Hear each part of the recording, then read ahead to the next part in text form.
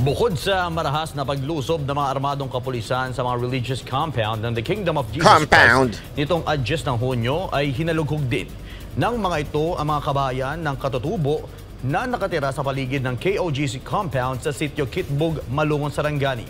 Ang naturang insidente nagdulot ng matinding takot sa mga katutubo. Narito ang balita ni James San Pedro. Sa doy lang tuyo ya. Ang ilang giingon sa kwadrin nila gibutang picture. Ang ilang giingon sa kuha mga Canada. Nya tapos gibutang dire tapos ingon sila. Ayan daw, parang pinakita yung picture sa kanila nung si Canada, yung hinahanap, yung may warrant. Pinakita sa kanila. Hinahanap sa kanila. Sir. Sabi nito, we have a search warrant. That's when they entered. May search warrant, maupay pagsulog nila. Ay may search warrant na may mga tao gipangita. Nakakita kasi lang search warrant na nabasa. Pero wala naman daw pinakita. Sinabi lang, may search warrant kami ha. Yung mga style ng mga kapulisan dito, halatang sunod-sunuran sa amo eh. Wala, picture lang. Atong picture, akong nakita, picture ni Sir Inting, Canada, o si Jacqueline Roy, akong nakita, picture. Tiklop naman nila dayon, pero ang ilang gingon walo.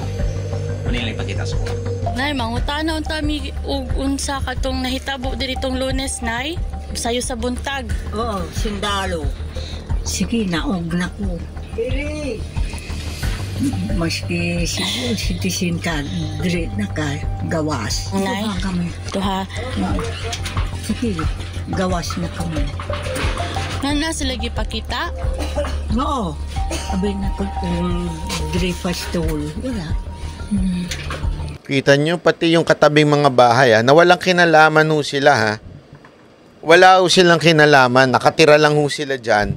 Pati yan, hinalughog ng mga pulis. Grabe ho, ano? Unti-unting nalalaman ng kabalastugan na ginawa nung Junten eh. Nanigawas ka na, ngit-ngit panto. Sakitin mong ulo na ko sa sige, gawas ka. Nadugay ka sa gawas. Higahin ako. Sakitin mong ulo na ko. Sige na. Gawas ka. Ama ni tuktok sila dire. Kani? Wala. Diretso. Di man lang daw nagkatok.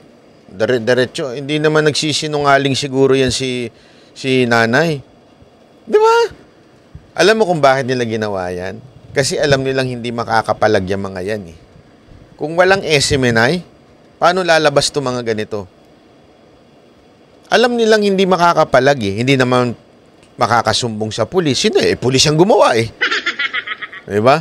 Dire-diretso lang, walang katok-katok. Walang pakita ng warrant. Anong tawag mo dyan? Asa na human rights? Wala. Ang human rights dun sa mga kakampi lang. Pag hindi ka kampi, pag hindi ka NPA, wala kang human rights. Ang mga NPA lang may human rights. Kayo naman. Hindi nyo ba alam yun? Matik na yun. Wala na tuktok. Diretso. Si sundalo. Sa doy lang tuyo, nay. Pastol. Pastol lang tuyo. Sakit mo. Unsa oras man mo gian hidirite? Kuan man to, alas 4 ay wala pa alas 4. Yun Wala pa daw alas 4 ng umaga, mantakin mo. Pasukin yung mga bahay. Hindi, tama ba yan? Hindi, ako tanong ko lang, tama ba yan? Bigla kang papasukin sa bahay mo. Hahanapin si pastor sa bahay mo. Anak ka ng weteng. Hindi lang pala sa loob ng KOJC, ito yung mga katabing bahay lang ha. sa man yung pagkabalot eh. Wala may nakabalo pag nagayo na sila. Wala na ilang tuyo pag tanan balay. Ako naniniwala ako, nakarating to kay BP Sara Duterte. Malapit sa puso ni BP Sara to mga taga Davao na to. Nakarating siguro to.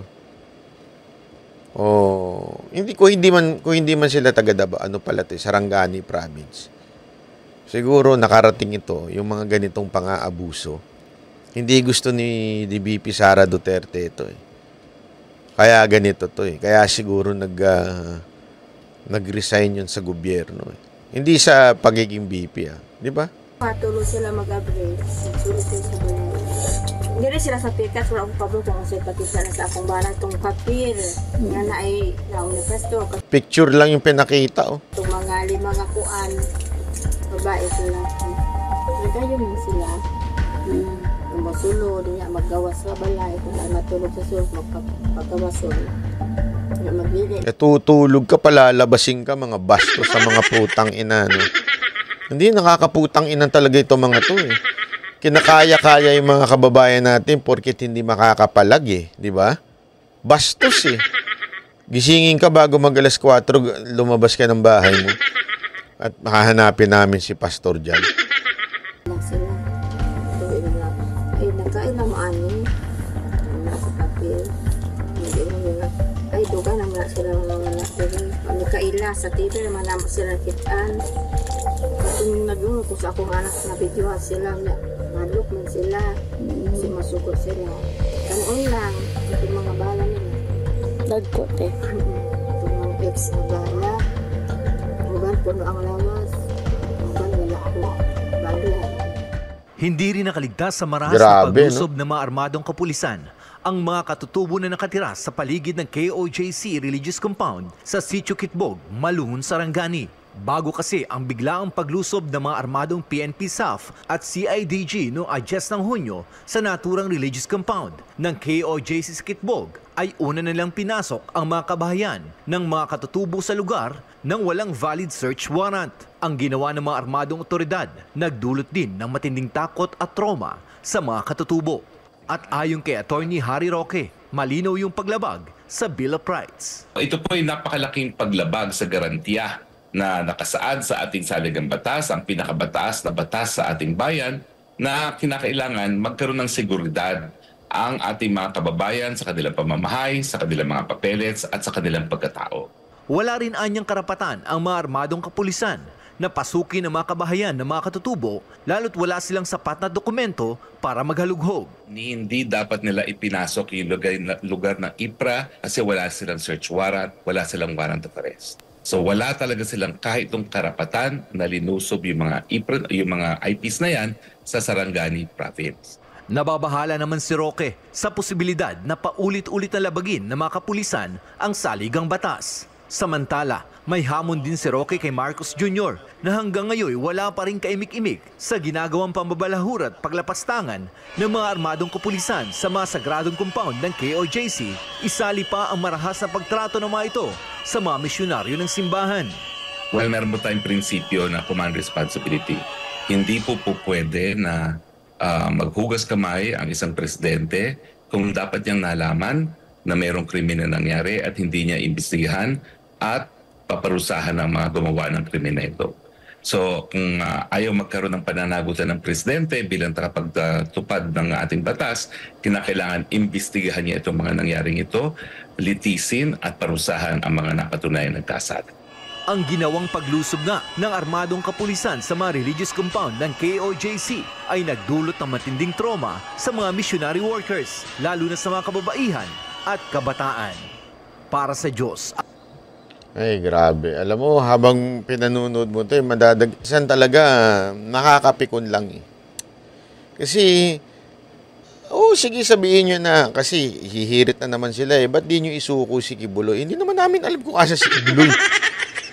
Hindi kasi yan ang inaano nila, isuko nyo na eh. Hindi nga namin alam kung asa si Pastor. Ano gagawin nyo? Pati yung mga taga-KOJC, hindi naman alam kung asa si Pastor. Lalo-lalo na yung mga...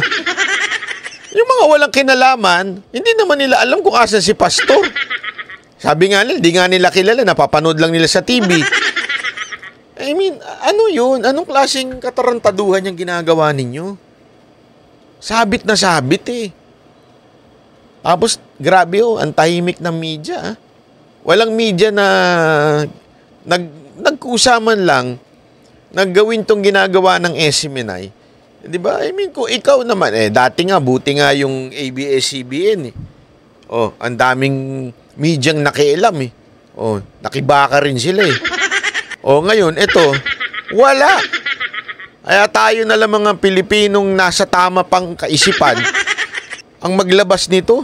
Kasi ito talagang kabastusan ho ito.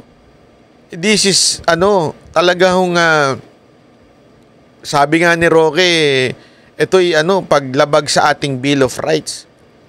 Walang search warrant, walang arrest warrant. Importante po yun. Ang pinakita, picture. Hindi arrest warrant ang picture. Pagpapasok, hindi nga man lang nagpaalam, hindi nga kumatok, dire-diretso. Ito yung mga nagsasabi, sila ho mismo. Hindi ho ito gawa-gawa ng SMNI. Sila ho mismong hindi mga membro ng SMNI, ay ng KOJC, ang nagsabi, basta-basta lang pumasok. Kaya ako, naniniwala ako, isa ito, paniniwala ako talaga, isa ito sa mga dahilan kung bakit si VP Sara Duterte nag-resign sa gobyerno to. Hindi niya na siguro malunok yung ganitong klaseng pamumuno.